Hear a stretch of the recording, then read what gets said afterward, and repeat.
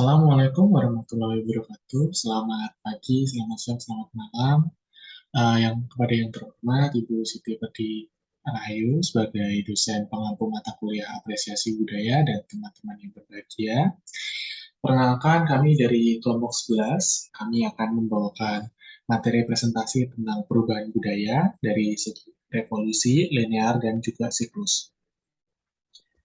Dalam presentasi kali ini, kami akan membawakan beberapa definisi dari perubahan budaya, terutama definisi yang telah dikemukakan dari para ahli dan juga yang kami kutip dari beberapa jurnal penelitian.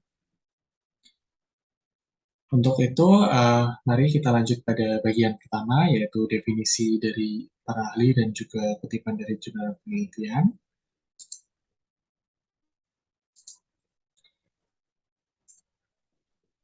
Yang pertama adalah definisi dari kebudayaan.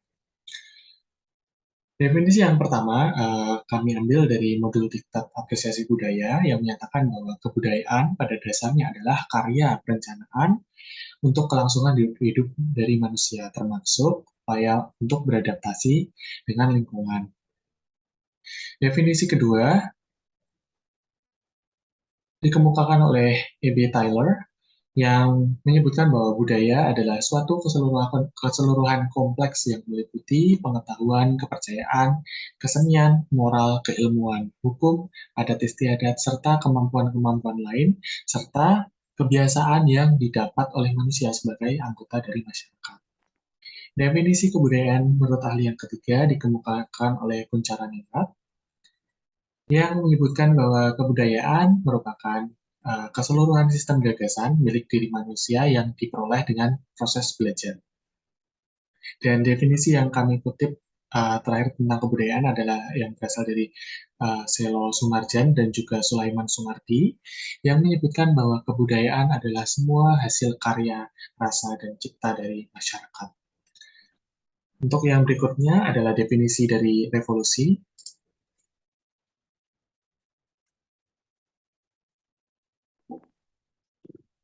Revolusi. Pengertian pertama revolusi kami ambil dari jurnal Manajemen Pendidikan dan Ilmu Sosial yang mendiskusikan revolusi adalah perubahan radikal dan fundamental dalam tata kehidupan secara cepat.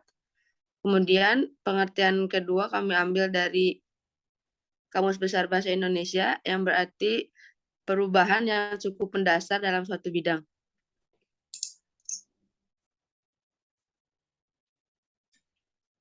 Untuk yang selanjutnya adalah definisi dari linear. Definisi yang pertama kami ambil dari Kamus Besar Bahasa Indonesia, di mana linear di sini didefinisikan sebagai sebuah hal yang terletak pada suatu garis lurus.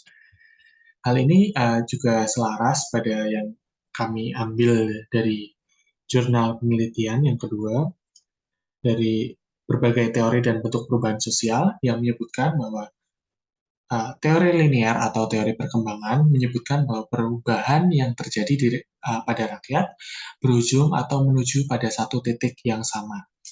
Teori ini merangkum proses evolusi dan juga revolusi. Akan tetapi dalam teori ini akan lebih dekat kepada proses evolusi karena prosesnya yang cenderung lambat.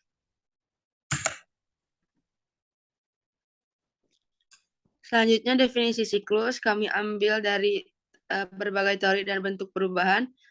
Teori siklus beranggapan bahwa perubahan sosial yang terjadi pada rakyat tidak direncanakan atau diarahkan, tapi umumnya membuat pola yang berulang. Siklus ini terjadi secara spontan.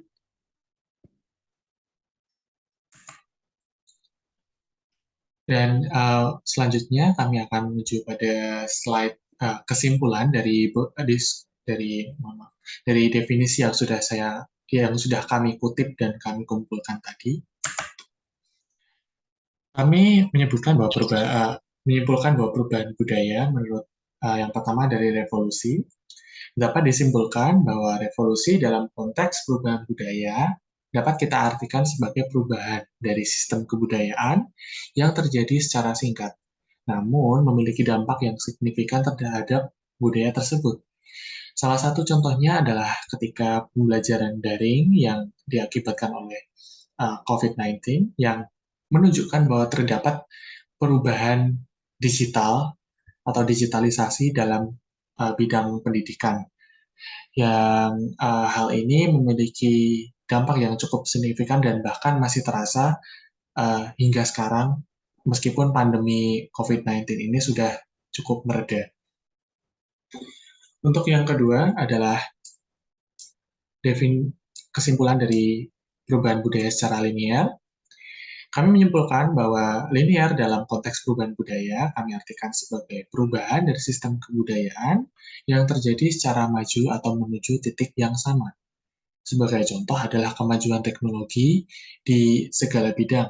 Salah satunya adalah kemajuan di bidang perfilman dan juga ilmu pengetahuan dan teknologi lainnya.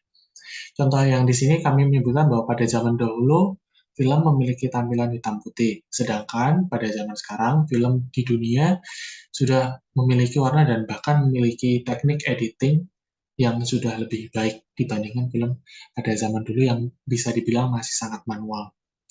Selain itu, contoh lain dapat kita lihat pada penggunaan smartphone yang dapat kita komparasi dengan penggunaan telepon genggam biasa yang kita gunakan mungkin sekitar 10-12 tahun yang lalu, dan ini cukup tampak terutama pada kegunaan dari smartphone dan juga telepon genggam tersebut, di mana smartphone ini memiliki fungsi yang lebih luas dibandingkan telepon genggam yang ada pada beberapa tahun yang lalu.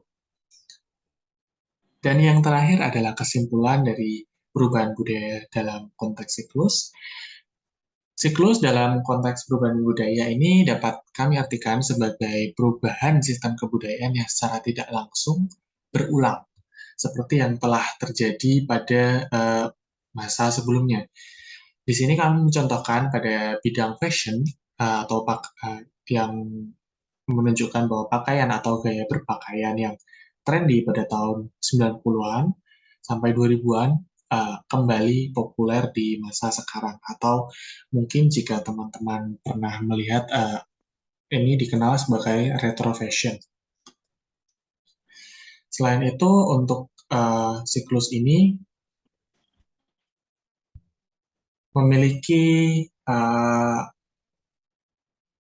perubahan yang bisa dibilang secara spontan sehingga tidak jelas untuk pemicunya, akan tetapi kebudayaan ini akan terus berulang secara spontan.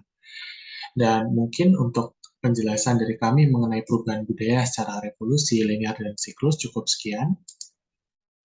Dan berikut adalah sumber-sumber yang kami gunakan. Sumber yang pertama kami mengambil dari jurnal berbagai teori dan yang judulnya adalah berbagai teori dan peruntuk perubahan sosial dari Prodi Administrasi Publik Sumatera Utara. Yang sumber yang kedua kami ambil dari modul Diktat Apresiasi Budaya yang telah di-share di grup kelas dan juga grup mata kuliah. Sumber yang ketiga kami ambil dari Jurnal Ilmu Sosial dan Budaya, buku Ilmu Sosial dan Budaya Dasar karangan Setiadi tahun 2017. Yang sumber-sumber selanjutnya kami ambil dari KBBI atau Kamus Besar Bahasa Indonesia, dan juga yang terakhir kami ambil dari Jurnal Pendidikan Islam dalam Perspektif Revolusi Modern di Indonesia. Mungkin untuk presentasi dari kelompok 11, kelompok kami dapat kami cukupkan. Sekian, terima kasih atas perhatiannya. Terima kasih. Wassalamualaikum warahmatullahi wabarakatuh.